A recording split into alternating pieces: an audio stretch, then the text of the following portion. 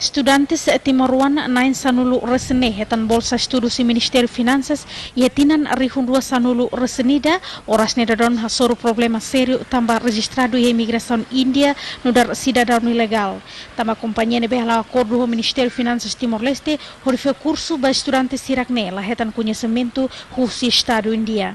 Relação ao problema refere deputado bancada Fretilin Inácio Moreira, russo responsabilidade do governo Timor-Leste ba caso ne.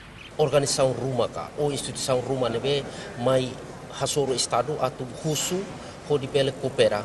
Afinal das contas, itene jovem sirene batama ia instituição ida que ia Índia nene considerado manes ilegal.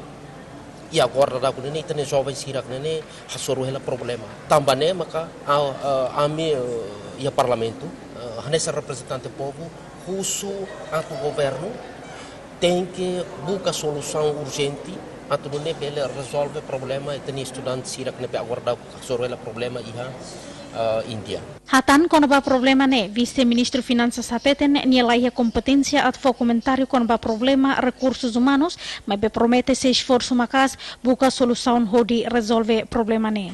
Tekana se vice kenar ministro nian e tamba idanemos assunto ida que hana sensitivo tamba ne kono ba capacitação, mas importante liu kata que rebatir controle né para itabel hare ka sebab né ia falhanço e estamos tem hare ba competência ba ne kenar mesmo ministra foba diretora geral sira e hare toca será que boa sene lá los kala né ita tem que ser hare e governo liu ministério das finanças tem que ser assumir responsabilidade com a boa serne. Ter informação no BTV Telhetan lihusi reunião Conselho de Ministros Secretaria de Estado Promoção e Igualdade e Delta Rodrigues hato que esse assunto ne vai Conselho de Ministros também e Delta Rasik simu informação ne wanghira halau visita oficial Bahia Índia.